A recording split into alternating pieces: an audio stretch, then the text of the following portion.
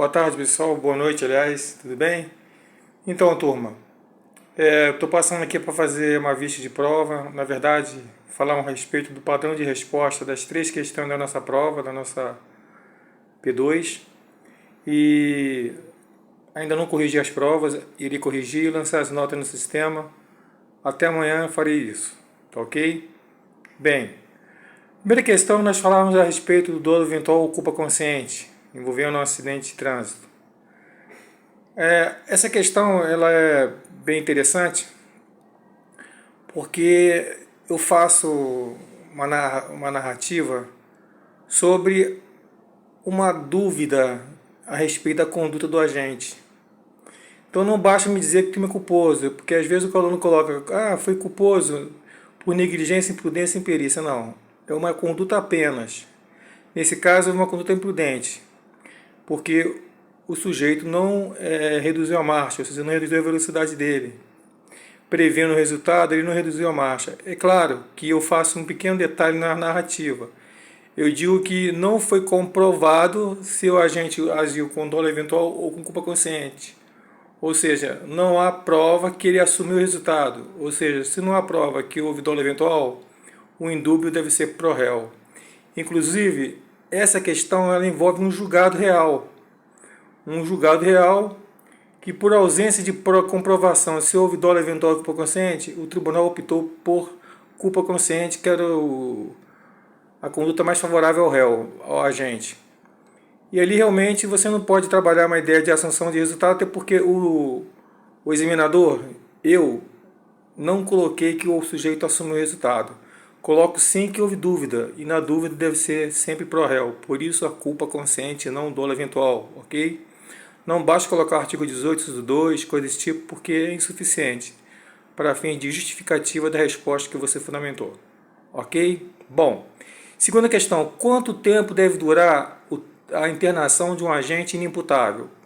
Eu já afirmei que ele é inimputável, então você não tem que colocar lá o artigo 26 caput do Código Penal como forma de adequação da lei ao fato concreto. Eu já afirmo que o sujeito é inimputável, inclusive por exame de insanidade mental. Também é um julgado real em que nós conseguimos a soltura do agente, né, a saída alta da internação, quando ele completou 10 anos de prisão. Na verdade, o tempo de internação não é enquanto não cessar a periculosidade do agente, porque o artigo 97, parágrafo 1º do Código Penal não foi recepcionado pela Constituição, uma vez que não cabe prisão perpétua no país. Temos um posicionamento do STJ, que é de o tempo máximo da pena em abstrato, que se refere à conduta do agente. Nesse caso, o artigo 157, pena máxima são 10 anos. E temos uma súmula 527 do STF, diga-se passagem, uma súmula interessante. Aliás, STF ou não, STJ. A súmula 527 do STJ determina que o tempo máximo de cumprimento de internação é o tempo máximo de cumprimento de pena em abstrato. Pode ser menos, mas não pode ultrapassar.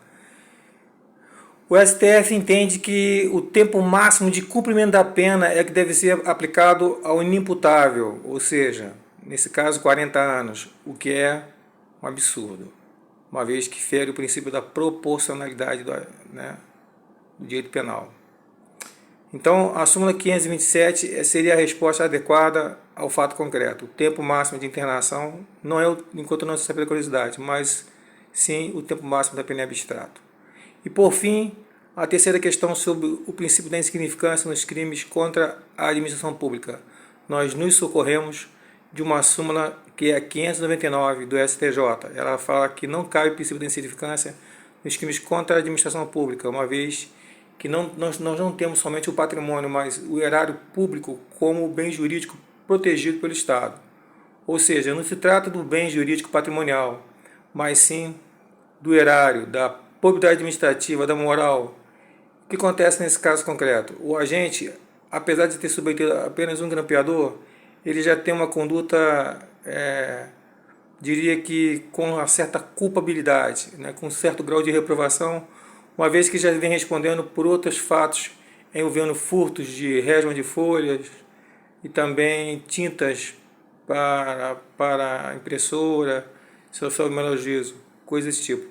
Ou seja, ele já vinha praticando pequenos peculatos durante a sua carreira, a sua profissão. Por isso não caberia o princípio da insignificância, tá ok? Então é isso. Pessoal, para a rapaziada um abraço, para as meninas um beijo no coração. Até a próxima quinta-feira que teremos aula presencial. Fique com Deus.